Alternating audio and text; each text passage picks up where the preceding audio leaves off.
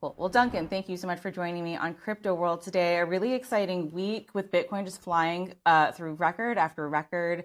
What do you make of the action that we've seen this week?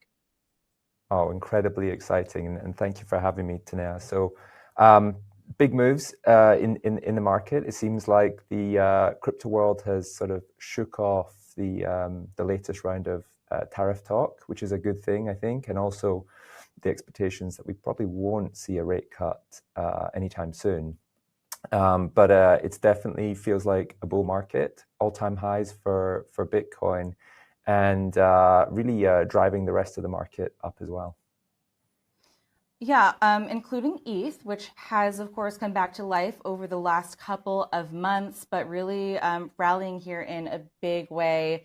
We didn't really Yeah. see it join the last time Bitcoin jumped up, and then the rest of the altcoins as well.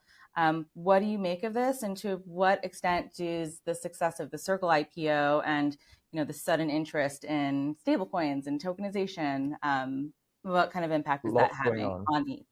Yeah, lots going on. I mean, it's nice to see ETH and the rest of the altcoins back. It definitely feels like we're getting into the so-called altcoin season. I mean, Bitcoin definitely improves the overall sentiment as well. But as you mentioned, there's a lot going on with the altcoins and the underlying technology. Yes, we have the Circle IPO. We have Robinhood really focusing in on tokenization and using chains that ultimately make use of Ethereum. So nice to see it back. It's had a tough old time more recently, so it's good to be back in altcoin season. July is historically a pretty strong month for Bitcoin. Q4, of course, is when we typically see all those gains. You usually get into the summer doldrums after July, but what is your outlook from here for Yeah. crypto overall? A lot of really positive things all kind of working together. So as usual, when we have these conversations, long-term outlook looking very, very positive. But is there anything that you see that could, slow this down or suppress the price again in a couple of weeks here? Look, I think if we're looking for sort of a risk to this bull run, I would definitely say that more tariffs and like with certainty would result in that, because you're probably going to have upward pressure on inflation, and there are still some people that are waiting on the rate cut. So that's probably the risk. That being said, I think a lot of this rally has to do with the long-term strong market dynamics for Bitcoin and other assets. Let's not forget that Bitcoin is a finite asset, 95% of supply already released, and so any net buying is going to put upward pressure on the asset.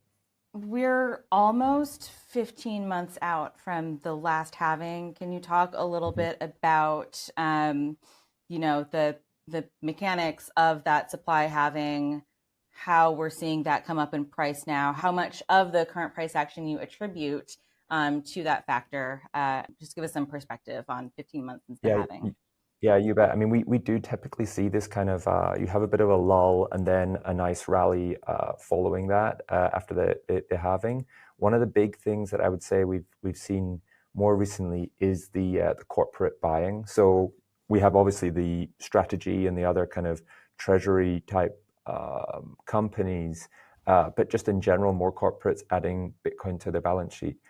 Corporates this year have taken up more than the supply of Bitcoin. So I think today they hold about 2% of the total supply. So massive buyer in the market that is putting that pressure on the price.